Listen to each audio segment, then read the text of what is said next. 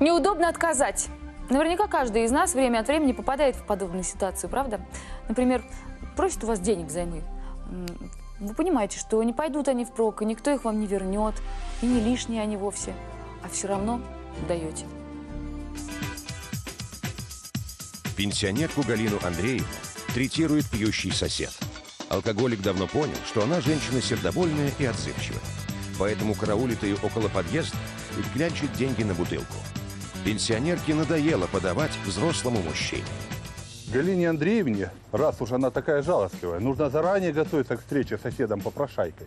Перед тем, как выйти из дома, соберите волю в кулак и отказывайте сразу и жестко. Смотрите человеку прямо в глаза, чтобы он понял, что вы не шутите. Скрестите руки на груди. На языке жестов это обозначает, что вы закрыты и отказываетесь общаться с человеком.